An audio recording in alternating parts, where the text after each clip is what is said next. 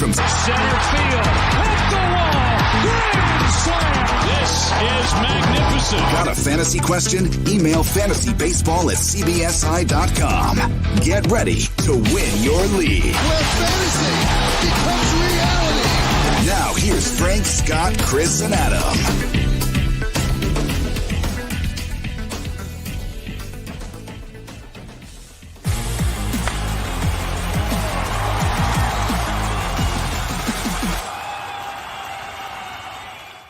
What's happening, everybody? Happy Monday and welcome into Fantasy Baseball today on July 19th. Frank Stanfield joined by Scott White here to recap another jam-packed weekend. Some grim Mets news coming out of New York. We'll start there. Brandon Marsh was promoted by the Angels. We have waiver ads, the drop-o-meter, and much more. Scotty to Hottie. How was the weekend, bud? It was good. What about you? It was pretty good. Can't complain outside of the fact that the only Yankee game I went to was the one that they didn't win. So that was, look, beggars can't be choosers. It was still fun to go to the game. And I did want to give a shout out to one of our listeners, Evan Malter, who actually invited me to the game. We had a great time together. Really good dude. We were sitting down on the field level, like 4 seats behind the dugout. So really, really thankful that he was able to come through and hook that up. Because I didn't know. We didn't know heading into Friday if there was even going to be a game. And then it wound up happening, and but it was a lot of fun. So I was happy to do that. But let's get things started here, Scott, with that Mets news, because man, it was a rough one here for the Mets fans. Jacob DeGrom placed on the IL retroactive to July 15th with tightness in his right forearm. Apparently, DeGrom felt this discomfort on Friday while throwing a bullpen session. An MRI hours later showed there was forearm tightness, but no structural damage. Manager Luis Rojas said on Sunday that DeGrom will not throw again until the discomfort goes away.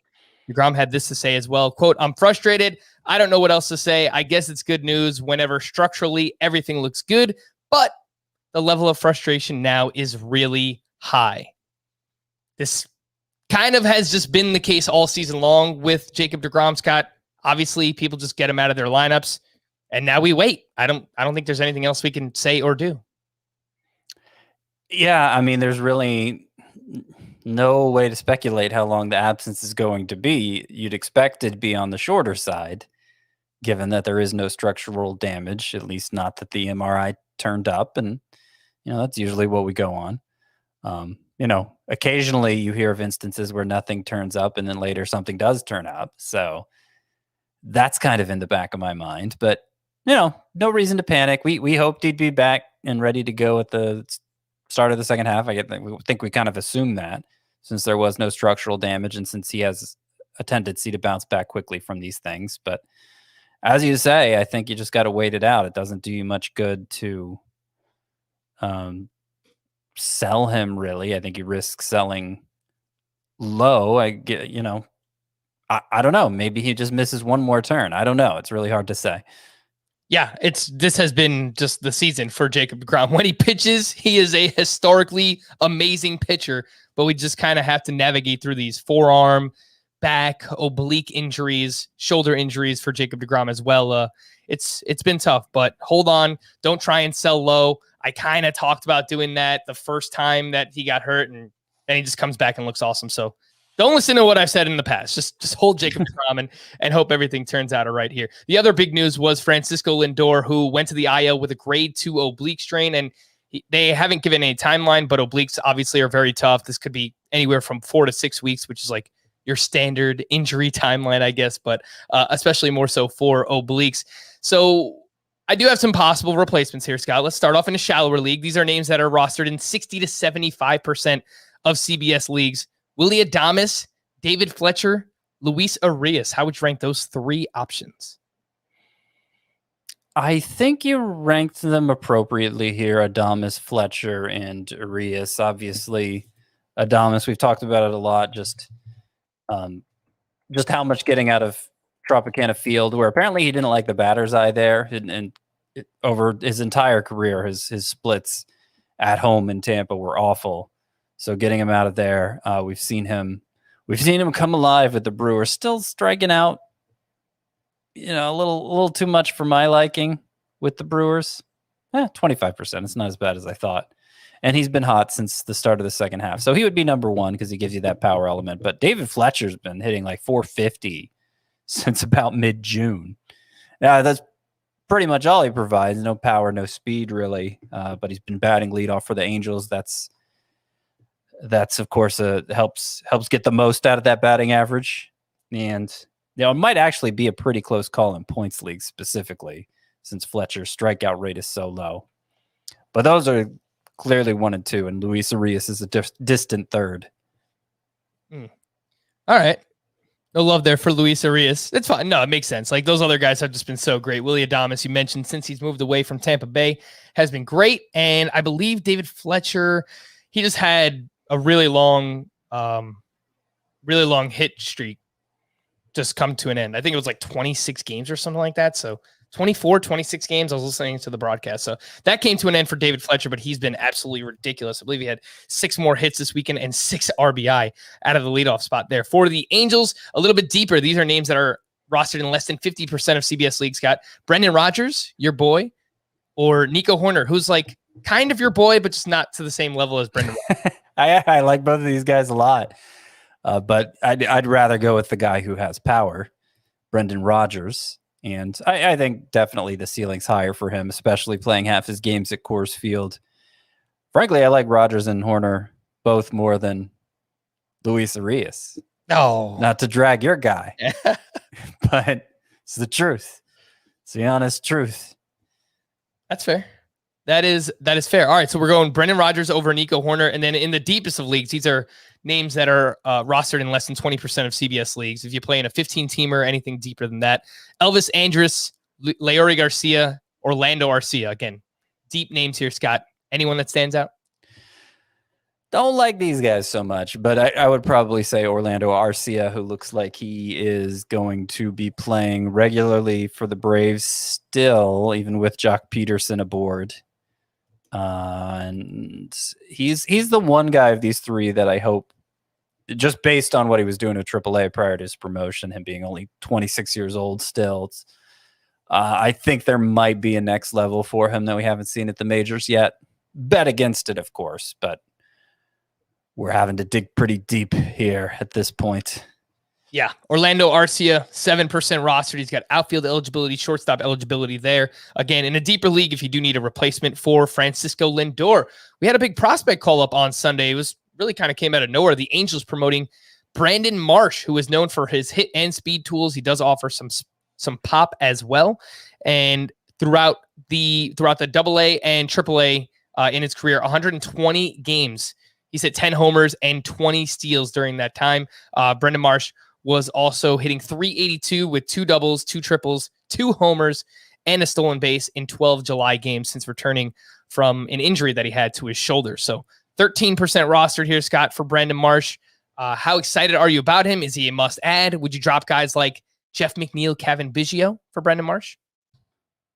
No, I wouldn't drop either of them for Marsh. And I was surprised how little enthusiasm there seemed to be for him in my Tout Wars League, which is a 15-team roto league. So 5 outfielders, 15 teams. Pretty deep. I won him with a $27 bid. That's out of 1,000. So 2.7% of my budget. I won Brandon Marshall. Only one other person even bothered to bid on him. And I think it was the guy in first place currently. So yeah. I kind of a weird prospect because he was basically top 50 for everybody coming into the year. But a lot of that was built on his kind of just like pure athleticism, his ability to play defense. And in terms of what he brings to the table fantasy wise, I think there's a wide range of outcomes here because he rarely showed like big in-game power in the minors.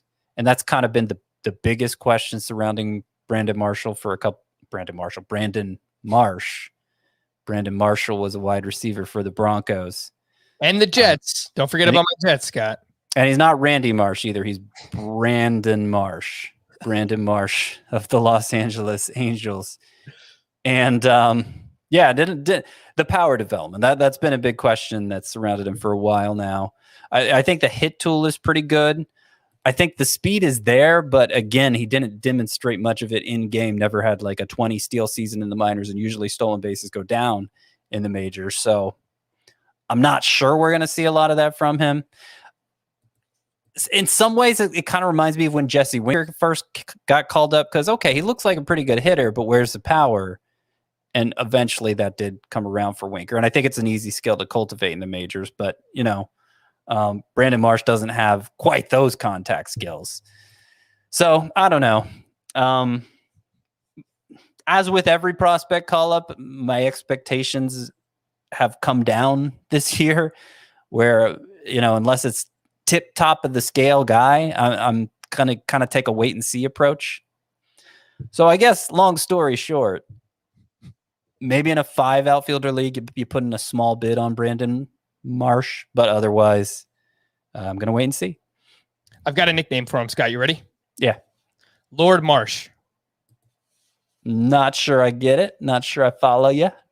So you brought up Randy Marsh, right? And one of my favorite episodes of South Park is when he makes fun of Lord. And he's like, I am Lord. Yeah. Okay. So now I haven't seen that one.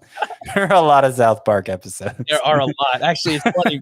My fiance just watched all of them, and she watched them in reverse order. So I don't know why she did that. Well, she watched the seasons in reverse order. She watched like each season from the beginning of that season to the end of the season, but she just watched them in reverse. I don't know why, but yeah. Anyway, Lord Marsh, that's what we're going to go with. We're marrying Brandon Marsh and Randy Marsh from South Park there. I tweeted out earlier today, I think he was a must-add in all 5 outfielder leagues. Those are more so roto category leagues, and he does offer some speed, or at least I think that's a part of his skill set that he can offer at the major league level. You said you want him for $27 in Tout Wars out of $1,000 budget. Yeah. Well, guess what, Scott? I also want him for $27 in a $1,000 budget. Were you copying off of me? I was not. I was using my cover sheet.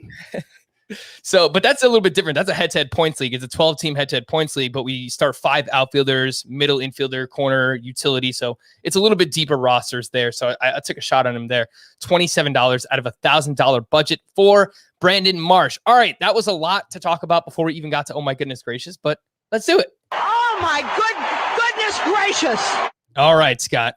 Did you settle on one oh my goodness gracious player? Because you kind of threw like 5 players at me before we started. So where are you going? I did. No, I settled on AJ Pollock. Okay. Who had another 2-hit game Sunday, but even beyond that, 6 home runs in his past 7 games, and just having a monstrous July is AJ Pollock. And that's oh my goodness gracious enough. Oh my goodness gracious, look at those stats from AJ Pollock. But the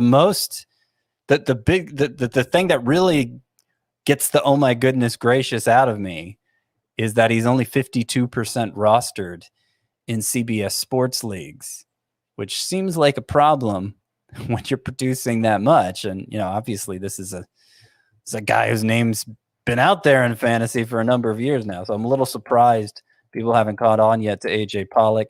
Hasn't been playing quite every day for the Dodgers, so maybe that has helped drive down that roster rate. But at this point, I mean, he's got 13 home runs. He's got an OPS approaching 900. And that was after missing some time, right, with injury at one point. So, how long did he miss? He missed most of May. With injury. So, AJ Pollock is still a thing, obviously in a really good lineup. I would go after him before I went after Brandon Marsh. That's for sure. All right. Yeah. AJ Pollock. He's actually started 9 of the last 10 games for the Dodgers as well, Scott. So I know we do have some concern, when everyone's healthy for the Dodgers and playing well, probably not going to play every day, but that's a recent development, probably because he's been so hot for looks like for the rest of June, he was sitting like every 4th or 5th game. Yeah. Or July. In July. July's really picked up. Yeah. You mentioned that he's been crushing in July. 378 batting average, 7 homers, 1384 OPS. That's in 13 July games there for AJ Pollock. And what'd you say the roster rate was, Scott? 52%. 52%. All right. Good to know there. Well, how does he stack up against some of these other outfield waiver options, Scott, who did something notable over the weekend. JD Davis went 3 for 4 with a double dong on Saturday. He's 49% rostered. Jock Peterson started his first 2 games with the Braves, one against a righty, one against a lefty. He had 4 hits and a home run in those 2 starts. Dom Smith went 3 for 5 on Sunday. He's batting 300 with 3 homers in July.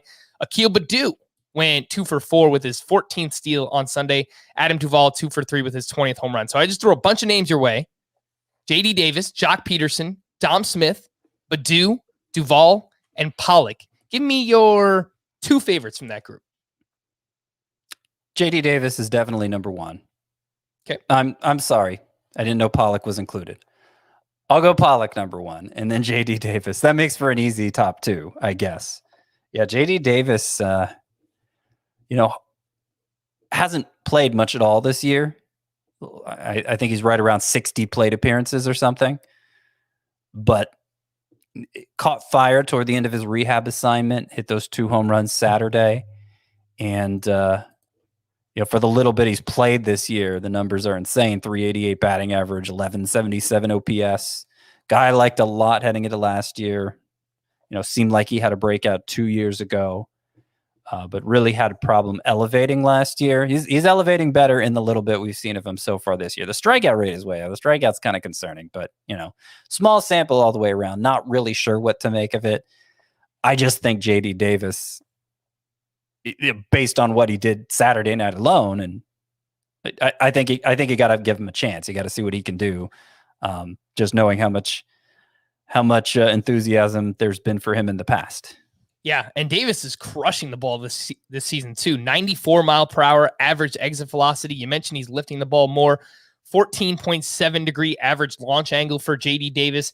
That would represent a career high if he stays there. So it's a matter of him continuing to lift the ball as much as he has this season. Super small sample. It's only been 30 batted balls this year again, which you mentioned. But look, players are motivated by different things. And the Mets, all we keep hearing about, is they're looking into Chris Bryant and Josh Donaldson. They want to upgrade third base. JD Davis is trying to keep his job here. So the guy had something to play for. And as of now, it's only been a couple of games since he's returned, but he is playing very well. So again, that is JD Davis. I mentioned Akil Baddoo, who just continues to run. He has 14 steals in the season.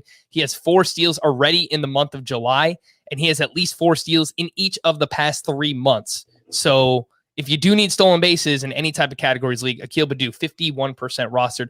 Oh my goodness gracious, for me, this isn't really going to change anything. There's not much actionable here for fantasy, but just wanted to give a shout out to the Padres, man, and what they did this weekend. 41 runs they put up, did wind up losing the game on Sunday. 41 runs in 3 games against the Washington Nationals, including 24 runs on Friday alone, which included Jake Cronenworth hitting for the 3rd cycle in Padres history. And we did our all breakout teams for the first half last week, Scott, and Jake Cronenworth was my breakout second baseman, and looks like he's picking up right where he left off to close the first half of the season, because he was red hot, and he has been so far this season, this weekend as well. And then Will Myers had a double dong on Friday, including a grand slam. So hopefully that could be a sign of things to come for Will Myers. But yeah, Jake Cronenworth has been awesome this entire season.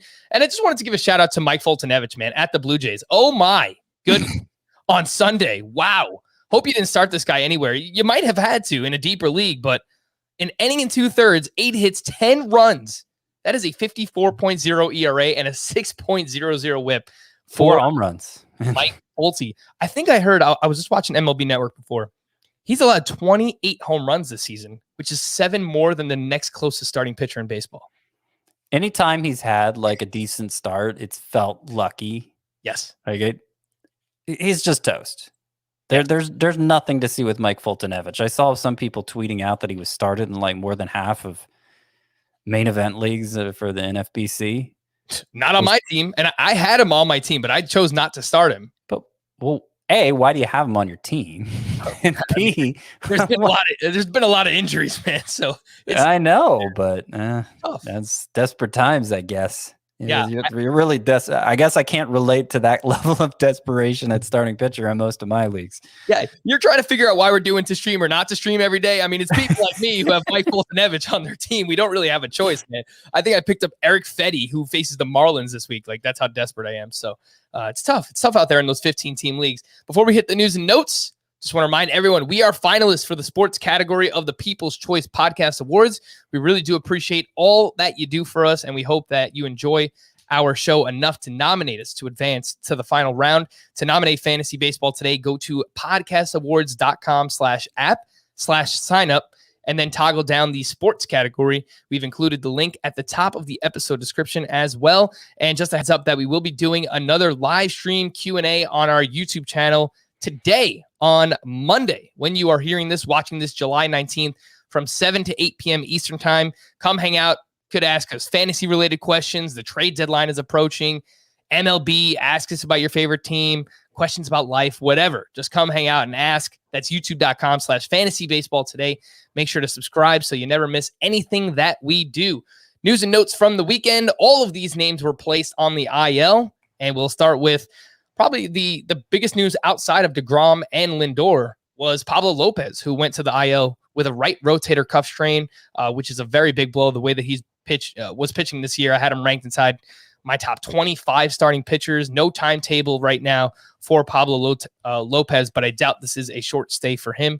Braxton Garrett started on Sunday, but Scott, I think this might actually, I don't know if they're going to want to rush Edward Cabrera, but this might move the timeline up a little bit for him getting to the bigs. Yeah, I mean, he's been dominant since returning from injury and has a lot of innings left in the tank. I've talked about Edward Cabrera as a potential replacement when what seems like the inevitable to me, the shutting down of Trevor Rogers, comes to pass, though, that might still be 6 weeks away. So yeah, I mean, this could get Cabrera up sooner. If they're planning to call him up anyway, maybe why waste those bullets in the minors? I think as of now, they don't have 5 rotation spots accounted for, do they? I know they added Braxton Garrett. He started on Sunday and was not very good, but they had an opening even before adding him. Let's see. It looks like Baseball Reference is showing Ross Detweiler. He hasn't been making starts, has he? I don't know. He started the other day, and I believe it was Jordan Holloway who came in as the follower. Yeah. He did, and he got sent down. It looks like Braxton Garrett got sent down after Sunday's game. So I don't know what they're doing, but yeah, Nick. We could see Nick Niedirt again. I don't know. Yeah, I mean they're kind of running out of options here. I think Edward Cabrera might be close to getting the call. Yeah, 13% rostered. So if you do play in some of those deeper leagues, NL only, I think now is the time to stash Edward Cabrera. A few other names who hit the IL: Luke Voit with a bone bruise in his knee. It's been just an awful season for Luke Voit with all the injuries he's gone through. Devin Williams with elbow discomfort. Tim LeCastro tore his ACL. Jake Fraley went to the IL with an illness. Michael Lorenzen back on the IL, this time with a hamstring. Nico Goodrum with a calf. And Jose Urena with a groin strain. Mike Trout is close to a full recovery, but the outfielder doesn't have a rehab assignment scheduled. However, I did see that he tweeted some airplane emojis, and he wrote Oakland. So I don't know if that means he's getting ready to return or something. I saw a beat writer confirm that he is traveling with the team to Oakland, but it doesn't necessarily mean he's being activated. But maybe it does. Good. I added that last part, but maybe it does.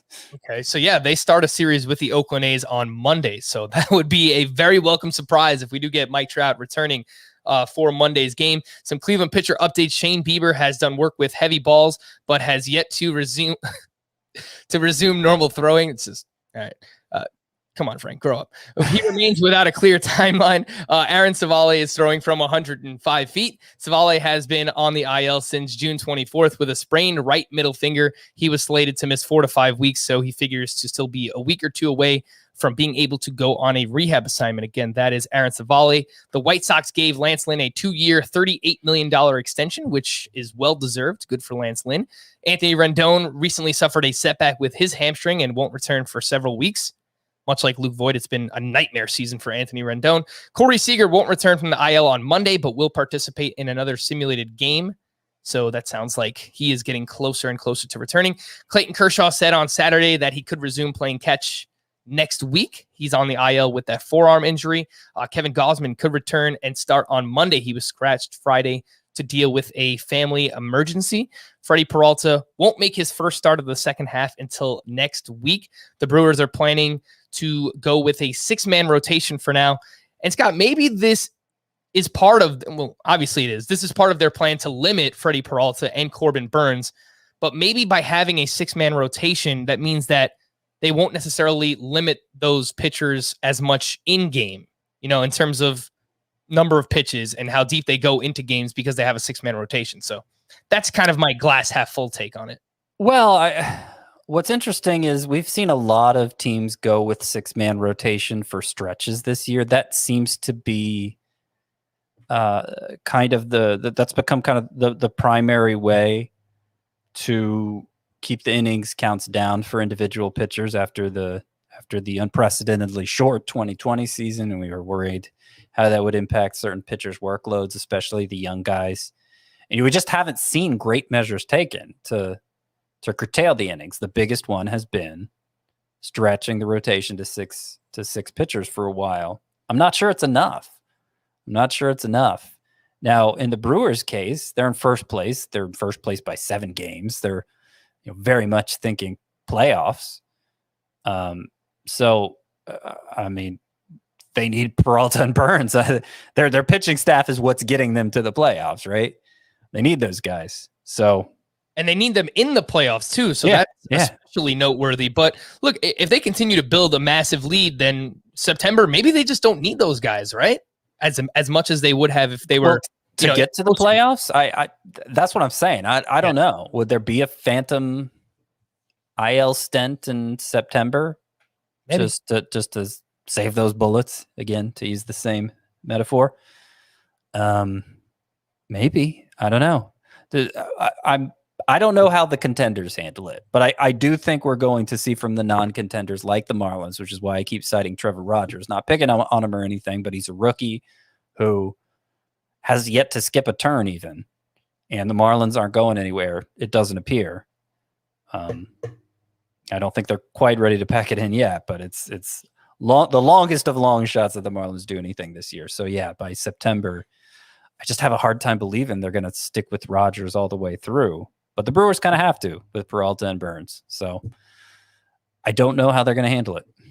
Speaking of those Marlins, they are no longer discussing a contract extension with Starling Marte, which I guess means that he will be dealt. I saw on Sunday the Yankees, the Astros could be interested. I guess the Atlanta Braves, if they want to add another outfielder there, even after they acquired Jock Peterson. So that's a possibility. Buster Posey is set to return from the IL on Monday, so you can get him back in your lineups. We had a few subpar updates for Nationals pitchers. Steven Strasburg didn't feel right after a simulated game, his simulated game last weekend, so he'll back off from mound work for now. Joe Ross threw on Friday, but still felt some discomfort in his elbow, so he will remain on the IL. Mark Hanna returned from the IL on Saturday. Padres catcher Austin Nola is nearing his return. Nick Senzel is expected to return sometime in early August. The Tigers are expected to call Matt Manning up to start Wednesday's game against the Rangers. Gavin Lux is dealing with a mild hamstring strain after leaving Sunday's game. Kyle Muller is on track to be recalled and start Monday for the Braves, which sets him up as a 2-star pitcher against the Padres and the Phillies. He is 44% rostered. Scott, any interest in Kyle Muller for those matchups, Padres and Phillies this week? Yeah, sure. He's among my sleeper pitchers for this week. We saw a lot of strikeout potential from him in the majors. And he kept the walks down in his 2 starts back in the minors, leading up to this presumed call-up. So, yeah, I mean, there's upside here. Obviously, there's risk, too. Just depends on how big the need is. I do want to, since we mentioned Burnes earlier, really encouraging start from Corbin Burnes Sunday, who was somebody we've expressed concerns about with the crackdown on the foreign substances, the spin rate falling significantly on his cutter, his main pitch. And it was still down in this start, but only down 109 RPM. Got 19 whiffs, struck out 12 in 8 1/3 innings. His previous 4 starts, 26 Ks and 24 1/3 innings, like a little more than 1 per. That was way down from what we were seeing from Burnes in April and May. So Burnes and Garrett Cole both had a start this weekend that looked much like what we had come to expect from them before the foreign substance crackdown. And, in the case of both, spin rate was still down, but not nearly as much as we were seeing before. I don't know that what that means in terms of their approach, what's changed, but that combined with the great results, I think is hopefully means we don't have to worry so much about them going forward. Yeah, I just think that there was probably an adjustment period for both of those starting pitchers and whoever else had, it was reported before the season that 90% of pitchers were using some kind of substance. There's an article from Eno Saris in The Athletic. So look, it's not just these two guys, but obviously they're two of the best pitchers in baseball. So we continuously talk about them, but yeah. Well, they're two of the ones that we saw their performance suffer. It seemed like, sure. Yeah. In correlation to a drop in spin rate. So yeah, if you were going to worry about anybody, it would be them. But, this weekend, they hopefully relieved some of those concerns. Garrett Cole's last two starts, which came against two of the best lineups in baseball, the Astros and the Red Sox, 15 innings pitched, 1 earned run, 23 strikeouts there for Garrett Cole. So definitely, if you held on to him, I hope you did, of course, your confidence is growing again in Garrett Cole. We spoke about Kyle Muller. Touki Toussaint is scheduled to start Tuesday's game for the Braves. He has 18 strikeouts over his last 2 starts at AAA, 6% rostered. So only in the deepest of leagues, but you heard the name Touki Toussaint for a long time now. Hasn't really come to fruition yet. So I guess just a name to throw on the scout team. The Blue Jays are returning to Toronto July 30th. So look, no matter where they've been, they've had great hitter venues so far this season. That's not going to change in Rogers Center. It's a great ballpark to hit in as well. So shout out to the Blue Jays headed back to Toronto. And just like, these aren't fantasy related stories, but what happened outside of the Padres Nationals game Saturday was obviously noteworthy. I mean, there was apparently a shooting that went on outside the stadium and it halted play and they stopped the game and they picked it back up on Sunday, but they were packing fans inside the dugouts and the clubhouse and stuff. So it was definitely a scary scene there with the Padres and Nationals. And then going from one non-fantasy story to another, this one is a little bit more lighthearted, obviously, but Yankees fans, can we just stop like with the throwing stuff on the field and throwing the baseballs? And apparently a fan threw a baseball on the field and it hit Alex Verdugo and it started like this whole controversy and Verdugo's yelling at fans and stuff. I never understood it, Scott. I never caught a baseball in my life at a game. If I caught a home run ball, no matter who hit it, I'm not throwing it back on the field. I'm keeping it. Like, what is wrong with people, man? I don't know. I imagine it's a lot of pressure from the crowd. You get caught up in the moment, not thinking straight. Nope, not me. No, it's hard to resist. When multitudes around you are telling you to do a thing, it's hard to be like, no, I'm not going to do that thing. I'm pretty good at it personally, but that's because I'm weird. I it's not like it's easy to do. Right. Yeah. It's a weird situation. Just stop throwing stuff on the field. These are a few names that are currently banged up. Scott, you're going to leave these in your lineup. Mookie Betts didn't play on Sunday because of a hip. Yu Darvish expected to return and start on Monday. He's got 2 starts this week, and Jazz Chisholm left on Sunday with a shoulder injury. So these are obviously different degrees of players. But what do you think? Start or sit for all 3 of those?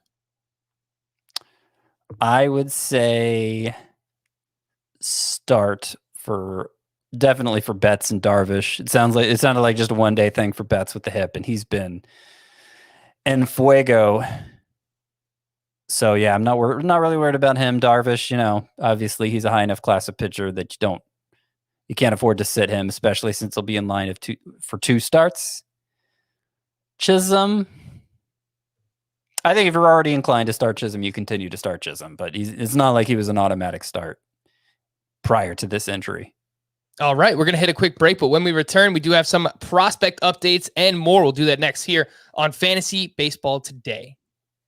Let's hit some of those prospect updates. And Dodgers manager Dave Roberts said on Sunday that Josiah Gray is, quote, in the mix to receive a call-up and start Tuesday's game against the Giants. Josiah Gray has a 2.87 ERA over 4 games, which include 3 starts at AAA this season. He's 22% rostered. Scott, how interested are you in Josiah Gray? Pretty interested. if he actually gets called up. I think in general there's a bigger need for starting pitchers than for outfielders, I'd say. So it'd be a pretty close call whether, if I'm deciding between Josiah Gray and Brandon Marsh, which one I'd pick up. And expecting both to fail in their first stint in the majors, but if one of them doesn't, obviously I'd pivot to the one who's not failing. Gray, he hasn't been healthy much this year. I don't think he's gotten up to 5 innings yet since returning in the minors, but the stuff has looked good, shown a lot of strikeout potential in the past. Pretty exciting pitching prospect, and obviously we'll have all the benefits of pitching for the Dodgers. I do wonder if it'd be like if they'd handle him like we've seen with Tony Gonsolin, where it's just a very slow buildup to the kind of workload that makes him usable, even if he is good. So, expectations low for Josiah Gray, but the skills are good enough that he could certainly exceed those expectations. Both Bobby Witt and Nick Prado were promoted to AAA within the Royals organization on Sunday. Bobby Witt, someone we spoke a lot about last week, he's 49% rostered and pretty much a mustache at this point, right, Scott? If you can afford he's a mustache. Well, no, this is a mustache, but must space stash. Yeah, I'd like him. I'd like Bobby Witt more if he had a mustache, but no, I mean, there's a lot to like to begin with. Yeah, I think in terms of the prospects that are going to excite us immediately, like everybody drop what you're doing and pick him up anywhere he's available if they get called up. In terms of those prospects, I think Bobby Witt might be the last one left who could realistically get called up. And I don't think it's 100% he gets called up because obviously the Royals aren't competing for anything. He's been moved up the system aggressively, still only 21. They might just wait until next year for Bobby Witt. But if he continues to destroy it at AAA like he was at AA, they're an organization that in the past has shown a willingness to let the player dictate his own timetable, kind of going against the grain there. The Royals do. So definitely could understand stashing Whit. And I think he's already rostered in roughly 50% of CBS sports leagues. Yeah, 49%. So he's right there around that mark. And someone else who's right around 50% is Vidal Bruhan. He's 53% rostered. We haven't checked in on the Rays prospects in a while, but Vidal Bruhan has started just 3 of 8 games since being called up by the Rays, and he is just 1 for 15 in those games. And he actually got that only hit was his first plate appearance in the majors. So he's gone 0 for 14 since. And then Juan Franco went 1 for 3 with his 3rd home run on Sunday. All 3 of his home runs this season have come against left-handed pitching. He's batting .324 against lefties. He is batting just .125 against righties, and he's a switch hitter. So it's kind of weird. I don't really think there's much to see there. I looked into his splits in the minors.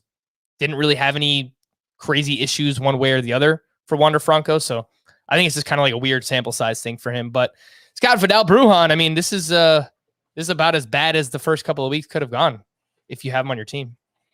Yeah. A lot of times you hear that an organization is waiting for a prospect to get hot before calling him up. And, streaks are obviously a pretty fickle thing, and we try not to change our entire assessment of a player based on whether he's hot or cold. So in a way, it seems like it doesn't. You kind of want to rail against that. Teams doing that on whatever. The player's the player. Who cares if he's hot or cold? Just call him up. But this is a good example as to why, because I mean, you don't want to so much stacked against the player in his first stint in the majors. It's already such a difficult transition he's making. You at least want him to feel like he's seeing the ball well, has a swing in line. And Bruhan was going through a pretty rough stretch at AAA before getting called up, basically the entire month of June. So I don't know that explains why he struggled on the majors, but certainly it hasn't helped.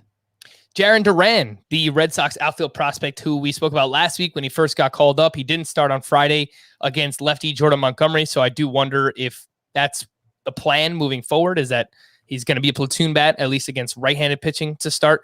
He did go 1 for 6 in the 2 games that he played with a run scored between Saturday and Sunday.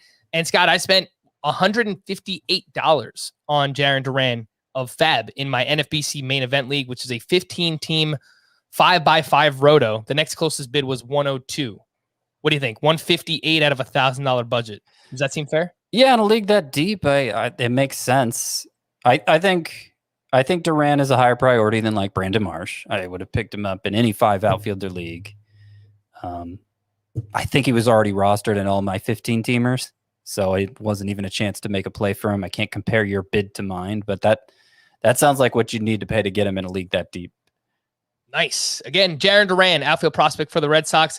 Very excited about Duran, and we're also very excited about Express, who is back as a sponsor on the podcast. Express Confidence, Express You. Express is all new and all about you with a fresh mix of casual, versatile, and super comfortable styles.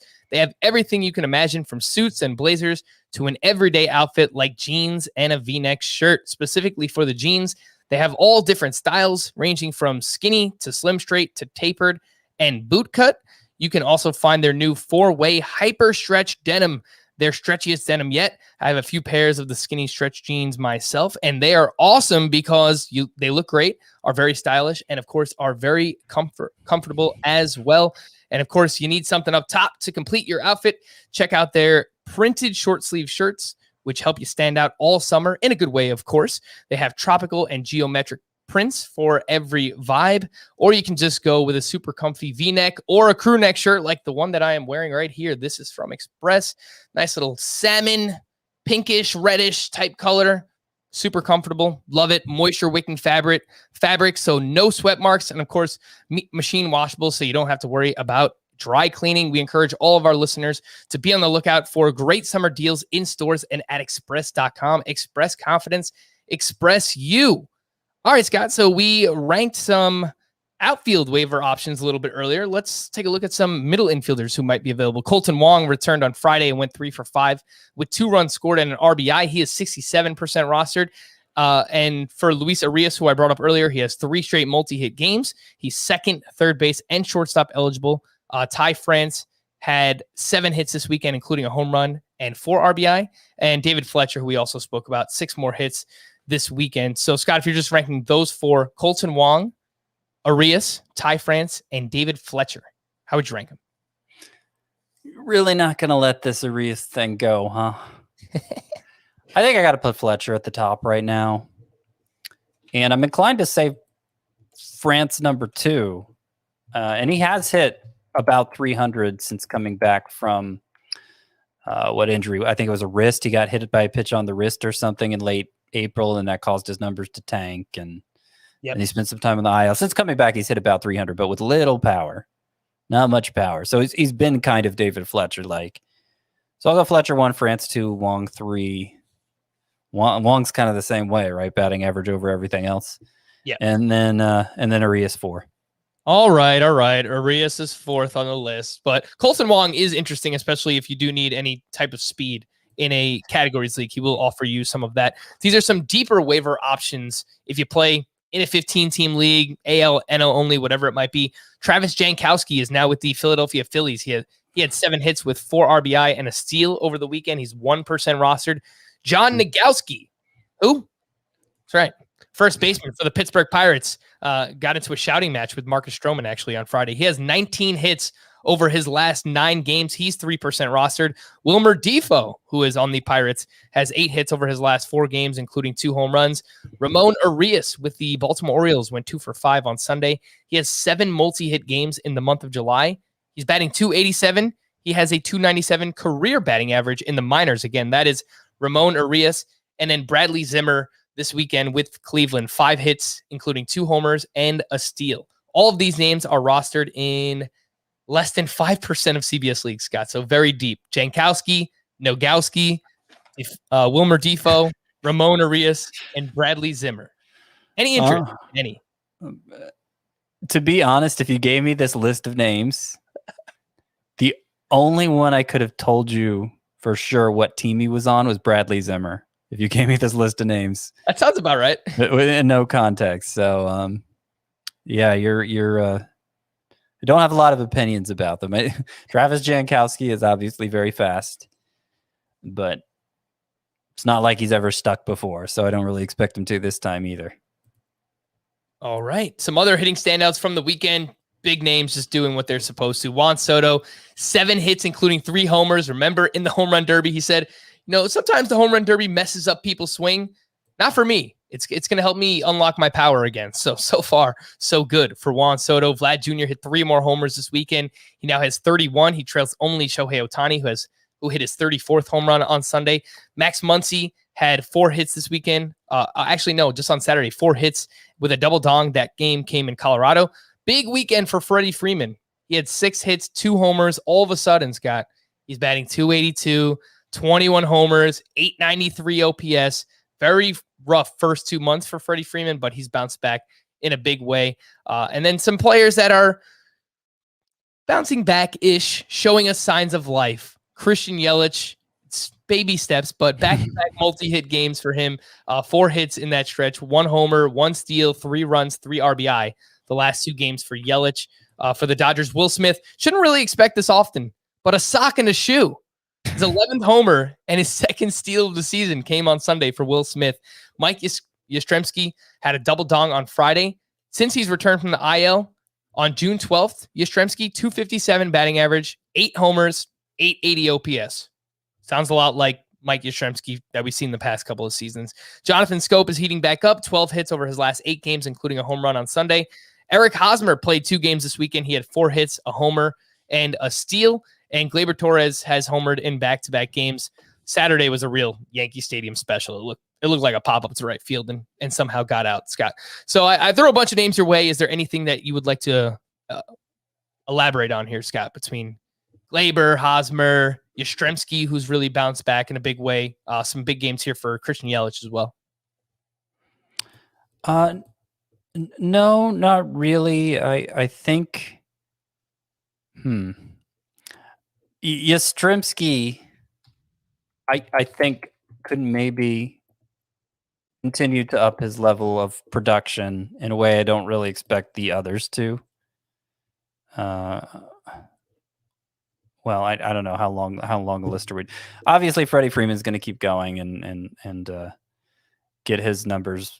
His numbers are probably going to stay on the rise too. But like Yastrzemski, he struck out so much in April.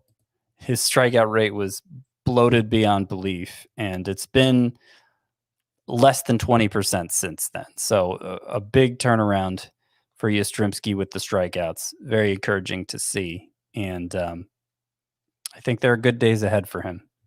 The others, I think it's just continued rising and falling. All right. Yeah. For Yastrzemski, since he's returned on June 12th, which is the date that I gave you earlier, 16.5% strikeout rate. So that is a great mark. He's putting the ball in the air a ton, a 52% fly ball rate during that time. So lots of power, some OBP, and making more contact now for Mike Yastrzemski. Let's take a look at some of the pitcher standouts from this weekend. And the standouts in a bad way. So I've got to fire up the drop-o-meter for this group here, Scott. And we'll start with Chris Paddock, who was at the Nationals, 5 innings, 4 runs, 2 strikeouts on Friday. His last 5 starts for Chris Paddock, he's got a 10.31 ERA and a 7.5% swinging strike rate. What is the drop-o-meter on Chris Paddock? I will put it at about a 7. Let's say 7. What's weird is his spin rates. Obviously it was very low early in the season. It got to be decent on the fastball. He saw some success. And so you would assume, okay, the spin rate must have dropped during this rough stretch for him, this very rough stretch. And that hasn't really happened. He hasn't seen his spin rate regress. It's still not like a great spin rate for a fastball, but it was closer to what he put up in 2019 when he had obviously a very impressive rookie season. Yeah, not seeing a lot of reason for hope here for Paddock, but I know just a month ago we were seeing a reason for hope. So that's why it's only a 7 as opposed to a 9 or 10. Well, how about for his teammate, Blake Snell, who made his return also against the Nationals, 4 innings, 6 hits, 4 runs, 4 walks, just more of the same disappointing Blake Snell that we've seen basically all season. And in that start, his slider was down almost 2 miles per hour. He's now up to a 5.21 ERA. Blake Snell is 93% rostered, Scott. The drop-o-meter. Yeah, I mean, I obviously don't have a lot of faith in Snell anymore. I actually did see him get dropped in a 12-team points league, and I put in a bid for him. It wasn't a huge bid. I got outbid for him, so he got scooped up right away. But it's probably like a 6 on the drop-o-meter. Not to the point that I would do it probably in a standard size league, but yeah, I mean, my faith is obviously diminished. I don't consider him a must-start pitcher anymore.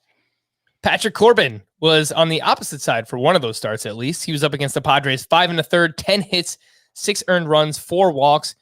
Corbin's capable of decent starts here or there, but overall, he still has a 5.66 ERA this season and a 9.5% K minus walk percentage, which is the 4th lowest among qualified starting pitchers this season. 85% rostered is Patrick Corbin. The drop-o-meter. I'll go 9 on Corbin. Not seeing a lot that's going to compel me to hang on to him. All right. How about Rich Hillscott at the Braves? 4 innings, 6 hits, 3 runs, only 9 swinging strikes. He's not known for his velocity, but it was down even more. Fastball velo down 1.5 miles per hour in the start. Curveball down 2 miles per hour. Rich Hill is still 80% rostered, Scott. The drop-o-meter. Yeah, I'll probably go like 8 on him. I know he's gone 9 starts without a quality start, so that seems like a problem. And yet, having said that, his overall ERA and WHIP are still decent, so that's why it's only an 8. But I just don't see a lot of impact happening here from Corbin. All right, one more southpaw. Danny Duffy versus the Orioles this weekend. 4 innings, 1 run, 3 strikeouts. He did leave early in this game because he got hit in the knee with a comebacker, but his velocity has been down a little bit. His fastball velo pre-injury was 93.7 miles per hour. In this start, he averages 92.2 miles per hour. So what do you think, Scott? Danny Duffy, the drop-o-meter. Yeah, I'm going to go as low as I did for Snell, actually, a 6, which means I'm probably not dropping Danny Duffy. I was discouraged when I saw he only went 4 innings until I saw the reason for it, removed from being hit by a comebacker. He threw 77 pitches in his previous start and seemed like he was building back up to his starter's workload. It's been a slow buildup like with Tony Gonsolin, but I think at the end of it, you're going to be pretty happy you held on to Danny Duffy. All right, so you have some names to drop. Who can you add? This is SP Waivers Part 1. Jameson Taillon up against the Red Sox on Sunday, 5 1/3 shutout. Over his last 3 starts, he's allowed just 3 earned runs. That is a 1.49 ERA. He's 75% rostered. Chris Flexen at the Angels this weekend, 7 innings, 1 run, only 2 strikeouts. John Gray at home against the Dodgers in Coors Field, 7 innings, 2 runs, 7 strikeouts, 15 swinging strikes. He's 70% rostered. And then Kwang Hyun Kim was up against the Giants, 6 shutout, only 1 strikeout. I don't know how he does it. His underlying numbers are awful, but Kim has a 0.38 ERA over his last 4 starts. So Taillon, Flexen, John Gray, Kim. Who's your favorite of that group, Scott? I think it's John Gray at this point. I don't know what's gotten into him, but in 5 starts since returning from the IL, he's looked like a different pitcher. He's looked downright dominant with the swinging strikes. All 5 of the starts have been good, and 2 of them have come at home, including this one. So I don't know how long he can sustain it. I guess it's possible he gets traded, right? Before the deadline, and that would be great news. He should, but it's also the Rockies, so. Yeah, I guess he's my favorite. Taillon would be second. And Flex in a distant third. I'm with you on Kim. Like, there must be something I'm missing with Kim. I'm willing to grant that, but I can't. I'm not willing to suspend my process for Kim even as long as he's defied it. And it's not like, it's not like he's that useful because he doesn't pitch deep into games consistently. So I think I can continue to ignore Kim for that reason. Every now and then there are going to be starting pitchers that just defy the underlying numbers because for some, again, unforeseen reason. But for Kim, it could be deception, quality of contact. He does suppress a lot of hard contact. So I think you kind of couple those things together, and that's how he's made himself as valuable as he is. Starting pitcher waivers part 2. Alex Cobb this weekend up against the Seattle Mariners, 6 2/3, 1 run, 6 strikeouts. Where's Chris when we need him? Madison Bumgarner made his return to the mound. He was up against the Cubs, 6 innings, 2 runs, 6 strikeouts. Zach Thompson, first start since July 4th, only 4 innings, 2 runs, 0 earned, and 2 strikeouts. Tyler McGill at the Pirates, 6 shutout with 2 strikeouts. And then Willie Peralta up against the Minnesota Twins on Sunday. Who is this guy? 7 shutout, 4 hits, 4 walks, 4 strikeouts, a 1.64 ERA for Peralta through 4 starts this season.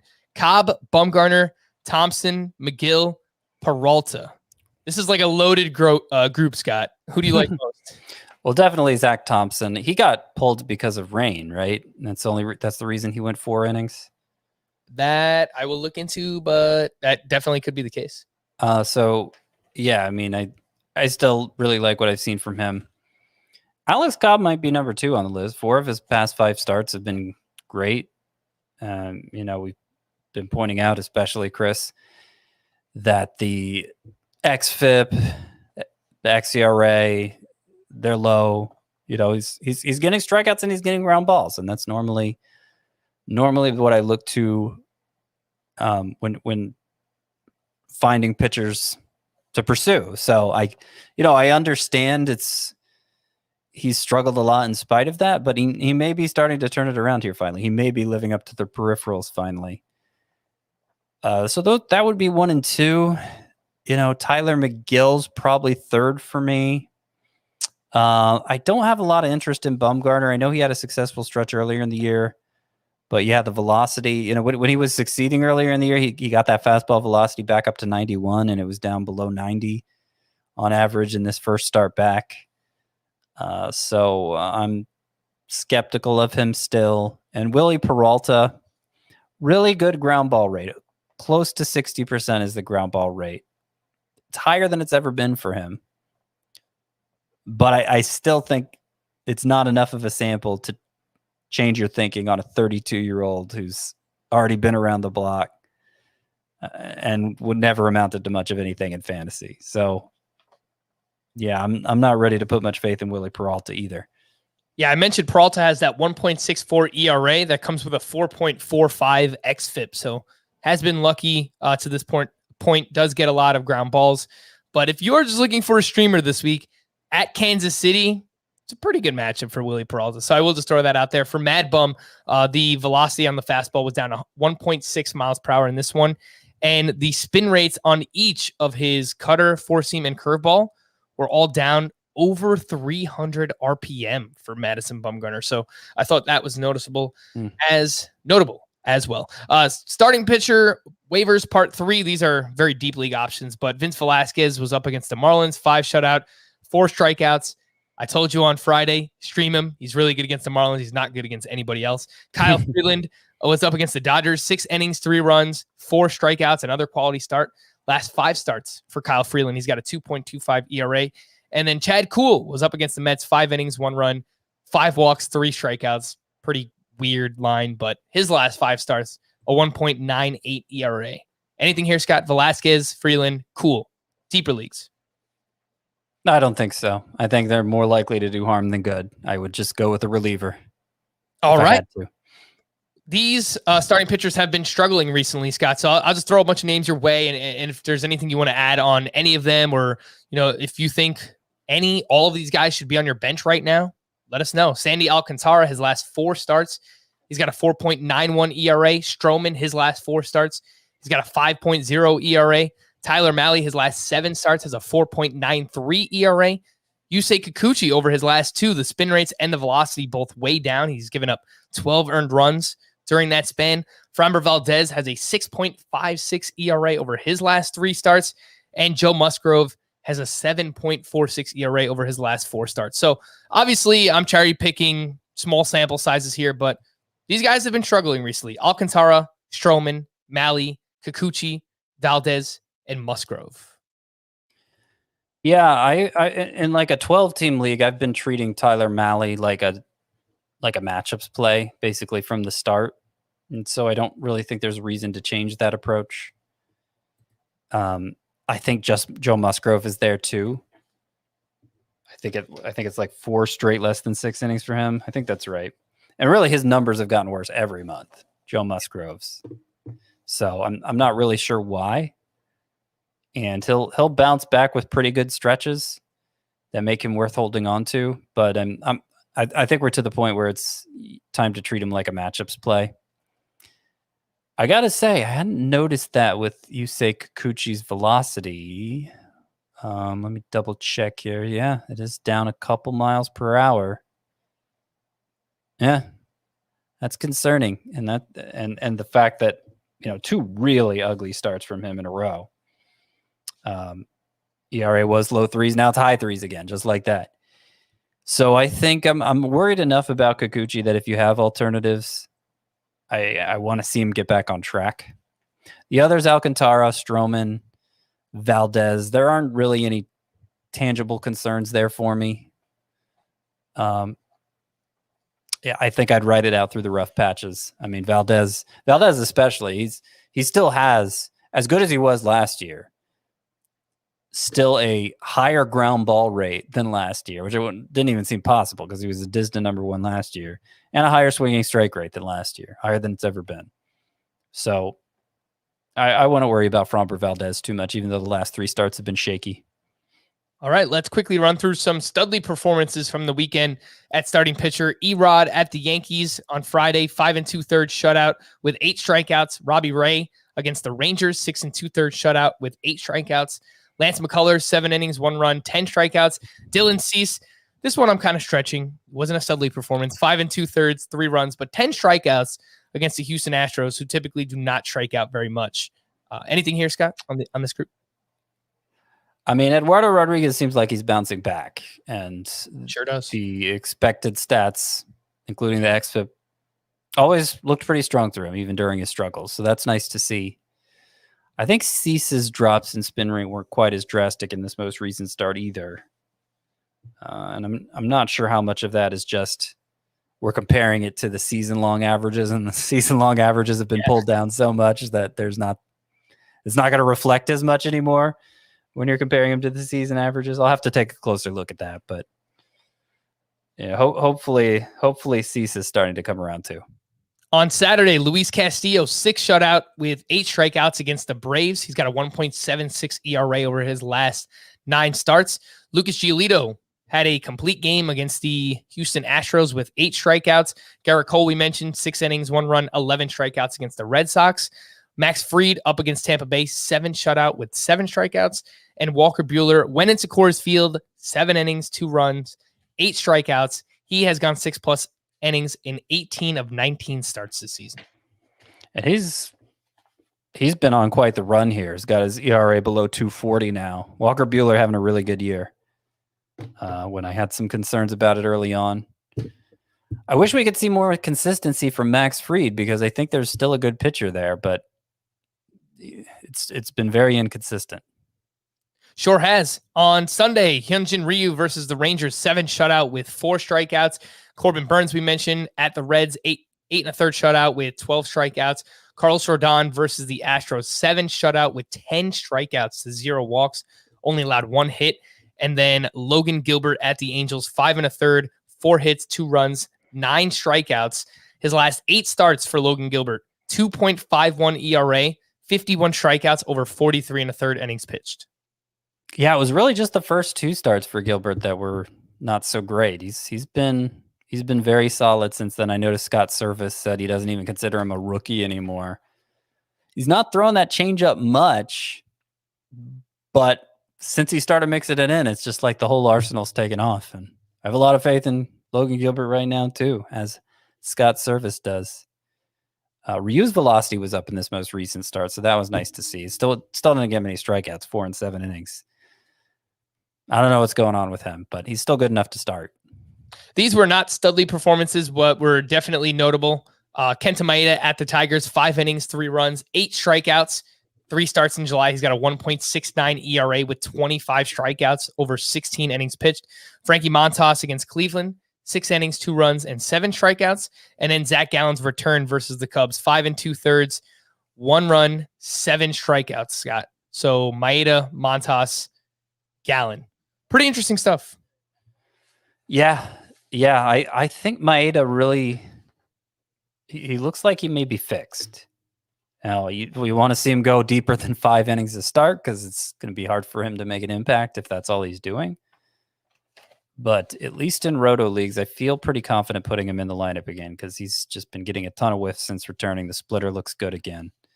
I feel better about what Zach Gallen did in his return because obviously the line was fine, but I don't like seeing that velocity down with the forearm issues he's had. The call to the pen, some bullpen updates from the weekend. For the Phillies on Friday, Ranger Suarez got his third save, and then he took the blown save on Saturday. He gave up a 2-run homer to Jesus Aguilar. And then on Sunday, Suarez was unavailable. You guessed it. Hector Neris back in, picked up his 12th save of the season. For Tampa Bay this weekend, Pete Fairbanks picked up 2 more saves, his 4th and his 5th. Diego Castillo, nowhere to be found. Did I miss something? I'm pretty sure he's on the Rays roster still, and these have been close games. He didn't pitch at all, so I don't really know what the situation is with Diego Castillo. For the Mariners on Friday, Kendall Graveman came in with a 6-2 lead. He gave up 3 hits and 3 runs. Paul Sewald recorded the final out for his 3rd save of the season. He's 17% rostered for those in deeper leagues. But then he did struggle on Sunday. Sewald did. I think he gave up a 2 or 3 run homer is what I saw. So I think it's still Graveman for now, but Sewald has really, really good numbers on the season. For Cleveland, James Karinchak on Friday pitched in the 8th in a 1-run game. Emmanuel Clase came in and gave up a walk-off 2-run homer to Jed Lowry. On Saturday, those roles were reversed. Clase pitched in the 8th. Karinchak came in the 9th. Did give up a run, but still earned his 10th save of the season. And then on Sunday, both of them were unavailable. Brian Shaw got his 2nd save of the season. For the Tigers on Saturday, Gregory Soto got his 8th save. For the Twins on Saturday, Taylor Rogers allowed 2 runs, took his 4th blown save and his 4th loss of the season. For the Diamondbacks, Joaquim Soria is their closer. He's not great. The team is not great. We know that. On Saturday, he gave up 3 runs, took the loss, and then on Sunday, bounced back, got his 4th save of the season. For the Marlins on Saturday, Yimi Garcia gave up a walk-off 2-run homer to JT Realmuto, and I think we're getting closer to Anthony Bender just getting another shot to be the Marlins closer. So we'll see what happens there. For the Mets on Saturday, Edwin Diaz gave up a walk-off grand slam to Jacob Stallings. And then on Sunday for the Pirates, Richard Rodriguez gave up a 2-run homer to Michael Conforto in the 9th, and he took a loss. Scott, that was a lot of information about a lot of bullpens. Is there anything that you would like to touch on before we talk about some streamers quick? I would be surprised if Joe Girardi pulled the plug on Suarez after that 1 blow save, even with Hector Neris getting it done easily on Sunday. It would surprise me if he had an about face that quickly. So I would stick with Suarez.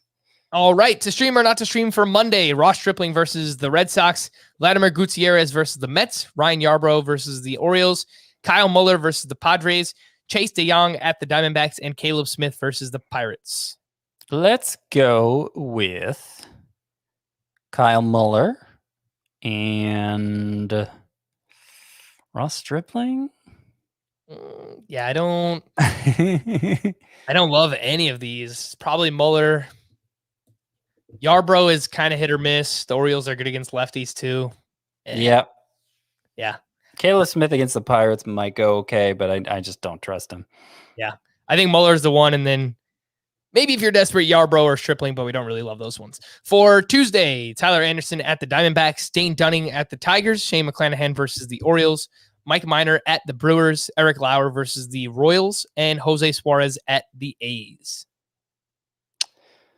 Again, there's only one that I can give a full-throated endorsement of, and that's Shane McClanahan against the Orioles. I don't care how good they are against lefties. He's a special lefty. All right. No one else. I don't want to. Yeah, me neither. Tyler Anderson is like, if you're in a deeper league, you just want to take a shot, I guess. Tyler Anderson at Arizona, but don't love that one either. All right. Well, that was about as much as we could get to in a good amount of time here. So we're going to wrap up. For Scott and Frank, thank you all for listening and watching Fantasy Baseball today. We'll be back again tomorrow. Bye-bye.